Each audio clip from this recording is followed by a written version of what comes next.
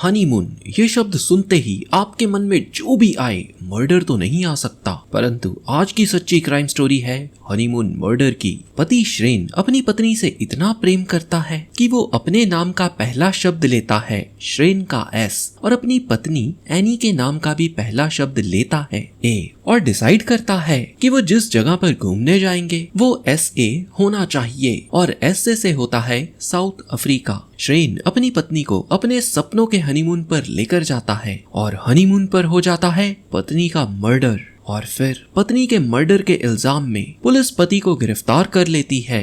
अब प्रश्न उठता है, क्या पति ने पत्नी को मारा था, और मारा था तो शादी ही क्यों की, और नहीं मारा था तो पुलिस ने पति को गिरफ्तार ही क्यों किया। दक्षिण अफ्रीका की कोर्ट जिसने ये फैसला सुनाया था उसके फैसले की भी निंदा हुई थी। इस मामले की सुनवाई कर रही जज टेवर्सो पर कुछ अधिकारियों ने पैसे लेकर कातिल को बरी करने के आरोप भी लगाए, परंतु जब जांच कमेटी बिठाई गई तो इस कमेटी ने जज के पैसे लेने के आरोपों को खारिज कर दिया। ये केस इतना मिस्ट्रिक है कि पता ही नहीं चलता कि कत्ल किसने किया, क्यों किया, और पूरा केस सुनने के बाद आप भी कहोगे कि दाल में कुछ काला है। एनी दीवानी के पिता ने एक किताब लिखी जिसका नाम है एनी दीवानी अ फादर्स स्टोरी। इस किताब में उन्होंने कई प्रश्न उठाए जिनको इस वीडियो में भी हम डिस्कस करेंगे। इन प्रश्नों को सुनने के बाद आप ये नहीं कहोगे कि दाल में कुछ काला है, बल्कि कहोगे भाई साहब यहाँ दाल में कुछ काला नहीं है, बल्कि यहाँ तो पूरी की पूरी दाल ही काली है, और जिस प्लेट में ये दाल परोसी गई है वो प्लेट भी काली है। जब मैं आपको इस किताब के बारे में बताऊंगा तो आपके सामने कई राज आएंगे। समझ लीजिए ये किताब ही इस केस की चाबी है।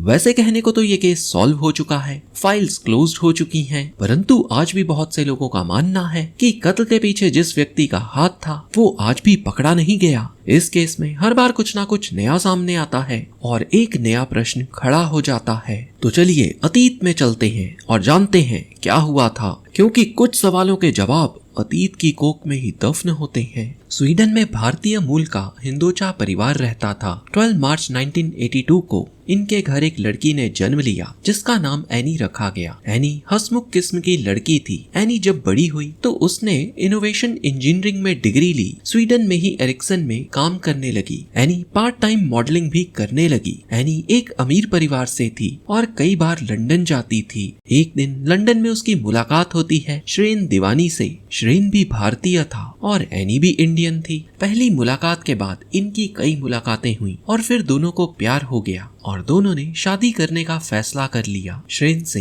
एनी के पिता की मुलाकात हुई तो श्रेन ने एनी के पिता को बताया कि वो शादी से पहले संबंध बनाने में यकीन नहीं करता। एनी के पिता को भी लगा लड़का संस्कारी है। दोस्तों अभी के लिए आप इस बात को नोट करके रख लो कि श्रेन ने कहा था कि वो शादी से पहले संबंध बनाने में यकीन नहीं करता। इस बात का लिंक आगे जाकर आपको मिलेगा। खैर फिर एनी के पिता ने श्रेन से ये भी कहा कि मैं जानता हूँ तुम्हारी सगाई टूट चुकी है, मैं तुम्हारे पास में नहीं जाना चाहता, बस मुझे इतना बताओ क्या तुम एनी को खुश रखोगे। श्रेन बोला हाँ, और एनी के पिता के लिए ये काफी था। 29 अक्टूबर 2010 को भारत में आकर इन दोनों ने शादी कर ली। शादी बहुत धूमधाम से की गई। 7 नवंबर 2010 को दोनों हनीमून के लिए साउथ अफ्रीका पहुंच गए। कुछ दिन वहां घूमे फिरे और फिर ये लोग टैक्सी लेकर अपने होटल केप ग्रेस पहुंच गए। जो ड्राइवर इस टैक्सी को चला रहा था उसका नाम था जोला टैंगो। जोला ने इन्हें होटल छोड़ दिया। एनी ने होटल में पहले चेक इन किया और श्रेन एनी के 10 मिनट बाद चेक इन करता है, और इस 10 मिनट तक श्रेन बात करता है टैक्सी ड्राइवर जोला टैंगो से। चेक इन के बाद ये दोनों पूरा दिन होटल में इकट्ठे बिताते हैं और फिर रात को डिनर के लिए बाहर जाते हैं। फिर अगले दिन यानी 13 नवंबर 2010 को पति श्रेन ड्राइवर जोला टैंगो के साथ अकेले ही करेंसी एक्सचेंज करवाने जाता है। पत्नी एनी दीवानी होटल में ही रहती है। इस बात को भी नोट कर लो कि श्रेन करेंसी एक्सचेंज करवाने जोला टैंगो के साथ अकेले जाता है। खैर फिर वापस आकर दोनों पति पत्नी बाकी का समय इकट्ठे ही बिताते हैं और शाम 6 बजे के करीब दोनों होटल के बार में जाते हैं, फोटोज लेते हैं। इसके बाद प्लान के अनुसार दोनों ने शहर की नाइट लाइफ देखने के लिए जाना था और जो बात अब खलती है वो ये है कि पति श्रेन ने हर बार की तरह इस बार भी टैक्सी ड्राइवर जोला टैंगो को ही बुलाया। जोला टैंगो रात को करीब 8 बजे होटल क्रेप ग्रेस पहुंचकर श्रेन को मैसेज करता है कि वो होटल के बाहर आ गया है। इसके बाद दोनों पति पत्नी गाड़ी में बैठकर सर्फ साइड रेस्टोरेंट जाकर डिनर करते हैं और फिर टैक्सी से गुगलेटू चले जाते हैं। ये शहर से दूर एक बस्ती थी। ये जगह थोड़ी अजीब थी और South Africa Institute of Race Relations के अनुसार 2005 से 2010 तक 700 लोगों का मर्डर इस जगह हुआ था। अब प्रश्न उठता है 5 साल में 700 लोगों का मर्डर जिस जगह हुआ, भला जोला टैंगो इनको ऐसी जगह लेकर क्यों गया? क्योंकि जोला टैंगो एक लोकल आदमी था, अच्छे से जानता था कि ये बस्ती सुरक्षित नहीं है। खैर, यहाँ पर इनकी गाड़ी जब एक मोड़ पर पहुंची तो गाड़ी को मोड़ने के लिए ड्राइवर ने गाड़ी को धीरे किया। अचानक से गाड़ी के शीशे पर एक हाथ आकर पड़ा। इस हाथ के पड़ने के कारण ड्राइवर एनी और श्रेन तीनों सन्न हो गए, क्योंकि बाहर खड़े थे 2 आदमी और दोनों के हाथ में थी बंदूक। दोनों ने कार का दरवाजा खोला, ड्राइवर जोला टैंगो को कार से बाहर निकाला और दोनों कार में बैठ गए। दोनों आदमियों ने पति श्रेन से सारा कीमती सामान जैसे उसकी घड़ी, मोबाइल आदि छीन लिया। फिर इन्होंने तेजी से कार चलाई। कुछ दूर जाने के बाद पति श्रेन को कार से नीचे उतार दिया और एनी को लेकर चले गए। पति श्रेन ने चिल्ला कर लोगों से मदद मांगी तो एक आदमी ने श्रेन की बात सुनकर पुलिस को फोन किया। श्रेन ने साउथ अफ्रीकन पुलिस को सारी घटना के बारे में जानकारी दी। सबसे पहले पुलिस होटल गई, क्योंकि अगर एनी को गुंडे छोड़ते तो एनी सबसे पहले होटल ही जाती, परंतु एनी होटल में नहीं थी। इसका मतलब ये निकला एनी को अभी तक गुंडों ने छोड़ा नहीं। अब क्योंकि एनी ब्रिटिश नागरिक थी तो साउथ अफ्रीका की पुलिस के ऊपर एक प्रेशर था इस केस को सॉल्व करने का। ऐसा ना करने के कारण साउथ अफ्रीका की छवि खराब हो सकती थी, जिस कारण साउथ अफ्रीका में टूरिज्म प्रभावित होता। लोग साउथ अफ्रीका घूमने आते ही नहीं, इसीलिए साउथ अफ्रीकन पुलिस चाहती थी केस जल्दी सॉल्व हो। अब इस बात को भी नोट करके रख लो कि साउथ अफ्रीकन पुलिस चाहती थी कि केस जल्दी सॉल्व हो। आगे चलकर इसकी भी कड़ी जुड़ेगी। साउथ अफ्रीकन पुलिस ने जी जान लगा दी। पुलिस ने ड्राइवर जोला टैंगो को भी पकड़ लिया। श्रेन और जोला टैंगो दोनों ने पुलिस को बयान दर्ज करवाए और दोनों के बयान में कोई भी अंतर नहीं था। वहीं श्रेन के पिता ने स्वीडन फोन करके एनी के पिता को सारी घटना के बारे में बताया और फिर श्रेन ने भी एनी के पिता से फोन पर बात की। ये खबर सुन एनी के पिता फ्लाइट पकड़कर सीधा साउथ अफ्रीका आ गए, इस उम्मीद से कि अगर एनी की रिहाई के लिए पैसे देने पड़े तो वो कुछ भी रकम दे देंगे। पूरी रात पुलिस खोजती रही एनी को। फिर अगली सुबह पुलिस को एक फोन आया और एक व्यक्ति ने पुलिस को बताया कि उसने एक कार देखी है जो कि लवारिस है। पुलिस इस कार के पास गई तो पता चला ये जोला टैंगो की कार ही है, परंतु इस कार में कोई भी नहीं था। फिर पुलिस ने कार के अंदर झांक कर देखा तो पता चला एनी दीवानी की लाश कार की पिछली सीट पर पड़ी थी। कार को खोला गया तो पता चला एनी को 3 गोलियां लगी हैं, एक गोली सीने पर, दूसरी कलाई पर और तीसरी गर्दन पर। एनी का कीमती सामान भी वहां पर नहीं था। एनी का पोस्टमार्टम हुआ तो पता चला कि उसको 3 नहीं बल्कि गर्दन पर एक ही गोली मारी गई और जिस समय गोली मारी गई उसका हाथ सीने पर था, इसीलिए गोली उसकी कलाई, सीने और गर्दन पर लगी। परंतु अब प्रश्न था एनी को मारा क्यों गया? क्योंकि कोई भी कत्ल होता है तो इसके पीछे वजह भी होती है। ऐसे ही थोड़ी कोई किसी को मार देता है, परंतु इस कत्ल के लिए कोई भी वजह समझ नहीं आ रही थी। लूट मार करके श्रेन की तरह एनी को भी जीवित छोड़ा जा सकता था, परंतु हत्या क्यों हुई? श्रेन ने पुलिस को बताया था कि गुंडों ने कहा था कि वो लोग एनी को छोड़ देंगे, पर वो एनी और श्रेन को इकट्ठे नहीं छोड़ना चाहते थे। उन्होंने पहले श्रेन को छोड़ा और बाद में एनी को छोड़ने वाले थे। और तो और उन्होंने टैक्सी ड्राइवर जोला टैंगो को भी छोड़ दिया था, जो कि लोकल वहीं का रहने वाला था। और टैक्सी ड्राइवर जोला गुंडों के लिए सच में खतरा था, क्योंकि लोकल होने की वजह से वो कई लोगों को जानता था। वहीं एनी से तो गुंडों को कोई भी खतरा नहीं था, तो कत्ल किया क्यों? ये बात कुछ समझ नहीं आई। अब पुलिस को ध्यान आता है ड्राइवर जोला टैंगो ने बताया था कि अपराधियों में से एक अपराधी का हाथ कार के शीशे पे आ लगा था। पुलिस गाड़ी को फॉरेंसिक टीम के पास भेज देती है और शीशे से फिंगरप्रिंट्स निकाले जाते हैं। अब इस फिंगरप्रिंट को पुलिस रिकॉर्ड से मैच करके देखा जाता है। सरल भाषा में बोले तो जितने भी अपराधी आज तक पुलिस ने पकड़े थे, उन सभी के फिंगरप्रिंट के रिकॉर्ड को इन फिंगरप्रिंट के साथ मैच करके देखा जाता है और ये फिंगरप्रिंट मैच हो जाते हैं जुलीले मंगिनी से। पुलिस रिकॉर्ड्स के अनुसार ये एक छोटा क्रिमिनल था और पहले भी ये छीना झपटी के लिए पकड़ा जा चुका था, परंतु इसने कभी भी किसी की जान नहीं ली थी। पुलिस इसे गिरफ्तार कर लेती है। पहले तो ये कहता है कि इसने ऐसा कुछ नहीं किया, फिर जब पुलिस बताती है कि उनको इसके फिंगरप्रिंट्स मिले हैं तो ये मान लेता है कि अपराध इसने किया है और लूटपाट भी की है, परंतु ये कहता है कि इसने किसी की जान नहीं ली। ये बताता है एनी पर गोली चलाने वाला था उसका साथी जिमामा दुआदा क्वाबे। वो ये बताता है कि क्वाबे से एनी का बैग छीनते वक्त गोली चल गई। उधर एनी की लाश उसके पिता को दे दी जाती है और 17 नवंबर 2010 को ब्रिटिश एयरवेज के चार्टर प्लेन से एनी के पिता और उसके पति लाश को लेकर ब्रिटेन चले जाते हैं। अब कुछ दिनों पहले एनी दुल्हन बनकर गई थी और आज ताबूत में मृत आई। एनी का अंतिम संस्कार कर दिया गया। उधर 17 नवंबर को ही क्वाबे को भी गिरफ्तार कर लिया गया। पहले तो ये भी कुछ मानने से मना कर देता है, फिर पुलिस कहती है कि तुम्हारे ही दूसरे साथी ने तो कहा है कि गोली तुमने चलाई, तो इस पर क्वाबे कहता है मैं तो केवल लूटपाट में शामिल था, परंतु गोली मैंने नहीं बल्कि जुलीले मैग्नी ने ही चलाई है। अब पुलिस पूछती है पर ये तुमने किया क्यों, तो ये बताता है मोंडो ओबलेंगे नाम के एक व्यक्ति ने मुझे किसी से मिलवाया था और ये सब करने को कहा था। पुलिस अपने सारे रिकॉर्ड्स खंगालती है, परंतु इस नाम का कोई भी व्यक्ति नहीं मिलता। फिर पता चलता है ये पास के ही एक होटल में रिसेप्शनिस्ट का काम करता है। पुलिस इसे होटल से गिरफ्तार कर ले जाती है और पूछताछ में जो बातें सामने आती हैं वो सुनकर पुलिस के भी होश उड़ जाते हैं। रिसेप्शनिस्ट कहता है मेरे पास टैक्सी ड्राइवर जोला टेंगो आया था और उसने मुझे कहा था कि उसे एक महिला के कत्ल के लिए भाड़े का कातिल चाहिए, और तो और जोला टेंगो ने ये भी कहा था कि कत्ल ऐसे होना चाहिए कि मानो ये कोई सोचा समझा कत्ल नहीं है बल्कि एक हादसा है। इसीलिए मैंने जोला टेंगो और क्वाबे को आपस में मिलवाया था। इसके बाद क्या हुआ क्या नहीं मुझे इसकी कोई जानकारी नहीं। अब पुलिस जोला टेंगो की तलाश करती है और फिर 2 दिनों बाद जोला टेंगो खुद ही एक वकील के साथ स्थानीय पुलिस स्टेशन जाकर सरेंडर कर देता है। पुलिस जोला टेंगो से कहती है कि अगर जोला पुलिस की मदद करेगा और सरकारी गवाह बन जाएगा तो उसको कम सजा होगी। तो जोला टेंगो बताता है असल में ये एक प्लान्ड मर्डर है। और दोस्तों अब जो आपका जासूसी दिमाग सोच रहा है जोला भी वही कहता है। ड्राइवर जोला टेंगो कहता है 12 नवंबर को जब मैं श्रेन दीवानी को केप ग्रेस होटल छोड़ने गया तो श्रेन दीवानी मेरे पास आया और बोला मुझे मेरी पत्नी को मरवाना है, परंतु ये एक सामान्य दुर्घटना लगनी चाहिए और इस काम के बदले मैं तुम्हें 15,000 रैंड दूंगा। रैंड साउथ अफ्रीका की करेंसी है और इंडियन रुपीस में ये सिर्फ 65,000 रुपीस के करीब बनते हैं। जोला टेंगो पुलिस को ये भी बताता है कि मैंने श्रेन से कहा कि मेरा एक दोस्त ये काम करने में मदद कर देगा। फिर जोला टेंगो मोंडे बुलोंगो से मिलता है।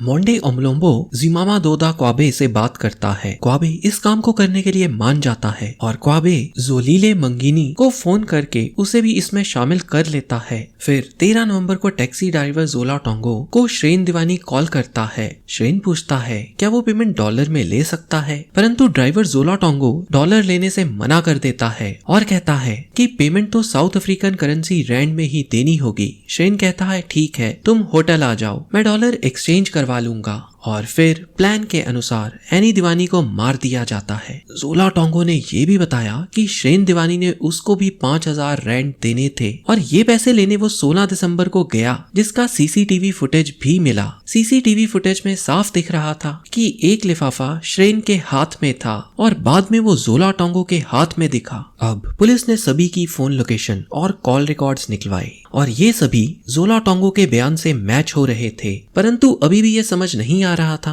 कि कोई पति अपनी पत्नी को क्यों मरवाना चाहेगा। जोला टेंगो की गवाही के बाद पुलिस श्रेन पर मुकदमा चला सकती थी। इस समय श्रेन यूके में था और उसने अब अचानक से अफ्रीकन पुलिस और मीडिया से बात करना बंद कर दिया। श्रेन के खिलाफ वारंट जारी हो गए और श्रेन के प्रत्यापन यानी साउथ अफ्रीका लाने के लिए इंग्लैंड की कोर्ट में अर्जी लगाई गई। 7 दिसंबर 2010 को श्रेन को इंग्लैंड में ब्रिटिश पुलिस ने उसके घर से गिरफ्तार कर लिया, पर कुछ ही देर बाद उसको रिहा कर दिया दिया गया। वहीं श्रेन अभी तक पत्रकारों से बात नहीं कर रहा था, जिस कारण श्रेन पर सबको शक भी हो रहा था। फिर एक दिन यूके के द सन के जर्नलिस्ट निक पार्कर को श्रेन इंटरव्यू देने को मान गया। इस पत्रकार को ईमेल मिला था जिसमें श्रेन के बारे में काफी जानकारी थी और इस ईमेल के आधार पर पत्रकार ने श्रेन से पूछा कि हमें ईमेल के माध्यम से पता चला है कि आप गे हैं, यानी आपको मर्दों के साथ संबंध बनाने में दिलचस्पी है। पत्रकार ने श्रेन को ये भी बताया कि जिसने हमें ईमेल की है उसने हमें ये भी बताया है कि आप में और ईमेल भेजने वाले के संबंध थे।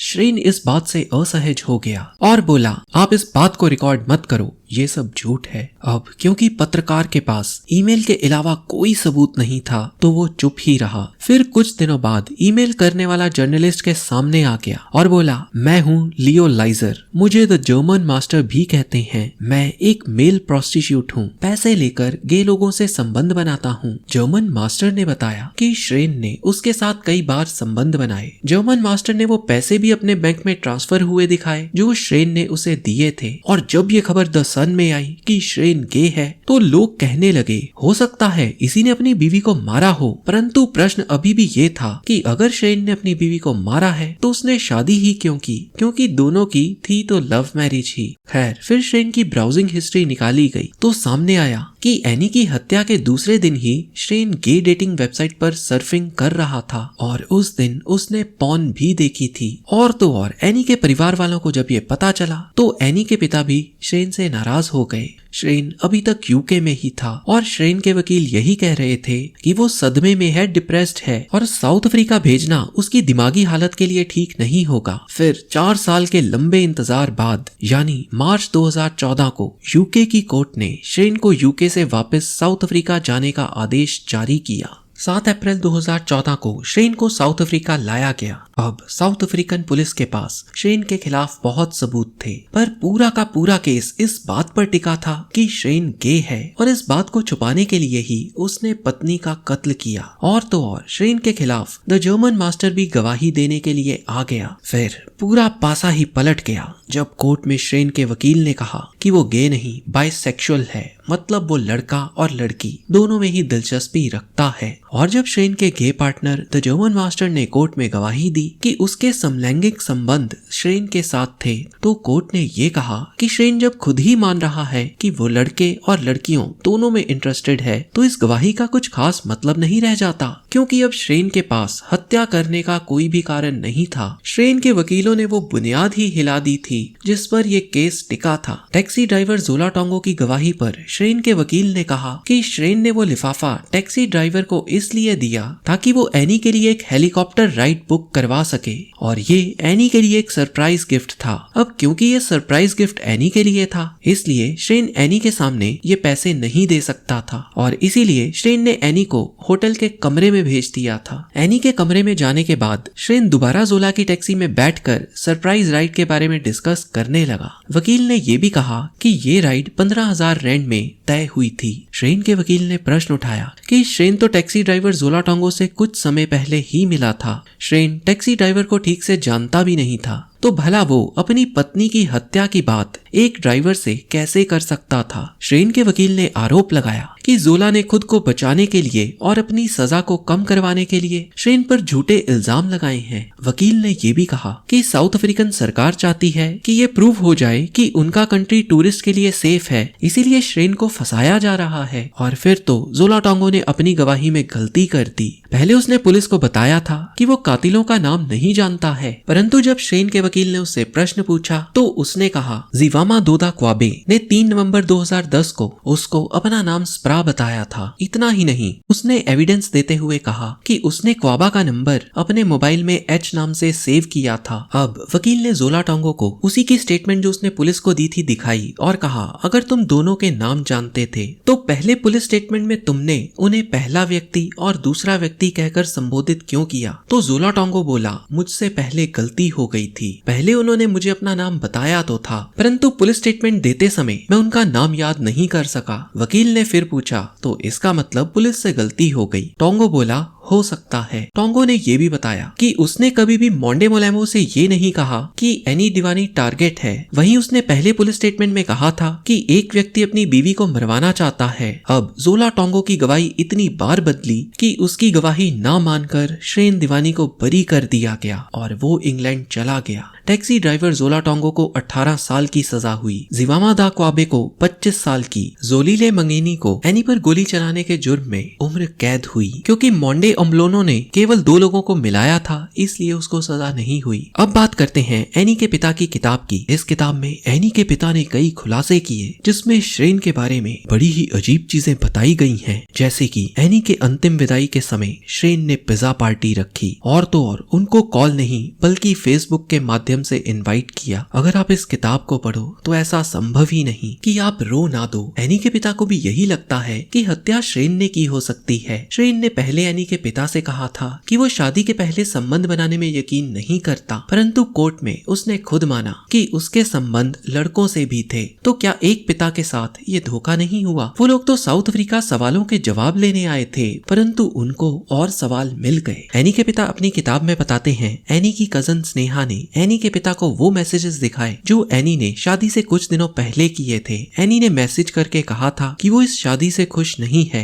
और वो शादी नहीं करना चाहती। हनीमून से एक दिन पहले एनी ने कहा था कि अब तो मुझको सारी उम्र रोना ही है। एनी के पिता बताते हैं जब उनको श्रेन के पिता ने एनी के किडनैप होने की खबर बताई तो खबर सुनकर उनके हाथ पैर फूल गए, परंतु ये कमजोर होने का समय नहीं था। उनको एनी को वापस लाना था। वो किडनैपर को कुछ भी कीमत देने के लिए तैयार थे। एनी के पिता बताते हैं श्रेन का फोन आया, वो हाफ रहा था तो मैंने उससे कहा कोई खबर तो दो। तो श्रेन ने कहा माफ करना डैड, मैं आपकी बेटी का ध्यान नहीं रख सका। एनी के पिता को कुछ समझ नहीं आया क्योंकि उनकी बेटी तो अभी सिर्फ किडनैप हुई थी, अभी मरी नहीं थी। तो श्रेन ने ऐसा क्यों कहा? माफ करना, मैं आपकी बेटी का ध्यान नहीं रख सका। एनी के पिता बताते हैं जब पता चला कि एनी को गोली मार दी गई है तो मैं दर्द से रोने लगा और जब मैं south Africa cap grace hotel पहुंचा तो श्रेन ने एंट्रेंस पर मेरा स्वागत किया। हम दोनों ने एक दूसरे को गले लगाया। मैं रोने लगा। मैंने श्रेन से कहा मुझे एनी को देखना है, तो श्रेन ने कहा आप एनी को आज नहीं देख सकते। एनी के शरीर का सारा खून बह गया है, वो पूरी तरह से सूख चुकी है। हॉस्पिटल वाले उसके शरीर में कुछ लिक्विड डालेंगे जिससे वो सुंदर दिख सके। एनी के पिता बताते हैं मैं दंग हो गया। श्रेन ऐसी असंवेदनशील बात कैसे कर सकता है, वो भी उस पिता के साथ जिसने अपनी बेटी को अभी अभी खोया है। पिता बताते हैं श्रेन मुझ में जरा भी दिलचस्पी नहीं दिखा रहा था, बल्कि वो तो बिजी था अपने लैपटॉप और मोबाइल में। फिर पुलिस आई और मुझे एनी से मिलने का मौका मिला। मैंने श्रेन से कहा तुम भी मेरे साथ आ जाओ, तो वो बोला आप जाइए, मैं नहीं आ सकता। श्रेन के पिता बताते हैं मैं एनी से मिलने गया तो वो कॉफिन में थी, बहुत खूबसूरत लग रही थी। मैं रोने लगा, कहने लगा पापा यहाँ हैं। मेरे गम ने भुला दिया था कि वो उठ नहीं सकती। मैंने एनी के माथे को चूमा और बोला कि मैं उसे बहुत प्रेम करता हूँ। मैं ज्यादा समय तक खड़ा नहीं रह सका। फिर मैं जब वापस श्रेन के पास गया तो वो बोला जिस समय मैं एनी के पास था उस समय उसने अपने बाल कटवाए और एक नया सूट लिया। श्रेन ने ये भी बताया कि वो एनी को इस तरह से देख नहीं सकता था, इसलिए मेरे साथ नहीं आया। एनी के पिता एनी के अंतिम संस्कार की घटना बताते हुए कहते हैं एनी का अंतिम संस्कार यूके में था। एनी की बॉडी लंदन के शमशान घर में रखी थी। एनी के पिता को तब झटका लगा जब उन्हें फेसबुक के माध्यम से इनवाइट किया गया और इस कारण उनको अपनी बेटी के फ्यूनरल की तैयारी का मौका भी न मिला। और तो और प्रथा के अनुसार एनी को एक सुहागन की तरह सजाया जाना था। अंतिम विदाई के समय एनी को कपड़े पहनाए गए। वहाँ श्रेन भी था। श्रेन गुस्से में था। एक समय तो उसने एनी का हाथ टेबल पर इतनी जोर से पटका कि मेटल से बनी टेबल से आवाज आई। एनी की माँ एनी को देखना चाहती थी, परंतु श्रेन कोशिश कर रहा था कि सभी एनी से दूरी बना के रखें। एनी के पिता बताते हैं एनी को अलविदा कहने के लिए श्रेन ने पिज्जा पार्टी भी रखी, जिससे उन्हें बहुत आघात हुआ। श्रेन ने पिज्जा पार्टी रखने के पीछे जो कारण बताया था वो था कि श्रेन और एनी एक बार किसी के अंतिम संस्कार पर गए थे और उस समय एनी ने कहा था कि अगर वो कभी मर जाती है तो वो खुद के लिए एक उदासी भरी फ्यूनरल नहीं चाहेगी, बल्कि वो तो चाहेगी कि लोग उसके फ्यूनरल पर पिज्जा और चिप्स खाएं। एनी के पिता इस बात से काफी कंफ्यूज्ड थे क्योंकि एनी को चिप्स पसंद नहीं थे। स्पेनिश में चिप्स का मतलब होता है क्रिस्प, जो कि एनी को बेहद पसंद थे। हो सकता है श्रेन को कुछ गलतफहमी हुई हो। और तो और एनी के अंतिम संस्कार के समय श्रेन ने एनी और अपनी शादी के समय की फोटोज को डिस्प्ले किया, जिसमें एनी और श्रेन इकट्ठे थे। फैमिली फोटोग्राफ्स को नहीं दिखाया गया। एनी के पिता बताते हैं इस तरह की फोटो इस समय देखकर उनको अच्छा नहीं लगा, क्योंकि एनी को गुजरे अभी केवल 5 दिन ही हुए थे। एनी के पिता प्रश्न उठाते हैं कि प्राइवेट हेलीकॉप्टर वाली बात कहां से आई, ये तो पहले श्रेन ने कभी किसी को नहीं कही। और तो और जिस होटल में श्रेन रुका था वो होटल भी हेलीकॉप्टर राइड बुक करवा सकती थी, तो इसके लिए जोलो टोंगो को पैसे देने की क्या आवश्यकता थी। तो श्रेन को जोला टोंगो के साथ जाने की भी क्या आवश्यकता थी। और तो और एनी के पिता ने एक इंटरव्यू में ये भी बताया था कि जब एनी हनीमून पर थी तो उसने कहा था पापा आपको एक बार केप टाउन आना चाहिए, ये बहुत सुंदर जगह है। फिर एनी ने अचानक से स्वीडिश भाषा बोलनी शुरू कर दी और श्रेन स्वीडिश नहीं जानता था। एनी ने स्वीडिश में कहा पापा मेरे को आपको इतना कुछ बताना है, मैं आपको ट्यूसडे को बताऊंगी जब मैं घर आ जाऊंगी। और तो और एनी ने यही बात उसकी माँ से कही, वो भी स्वीडिश भाषा में। एनी के पिता बताते हैं उस दिन उनको लगा उनकी बेटी ज्यादा बात नहीं कर रही और इसके बाद एनी के पिता ने एनी की आवाज दोबारा कभी नहीं सुनी। खैर कुछ सवालों के जवाब कभी नहीं मिले।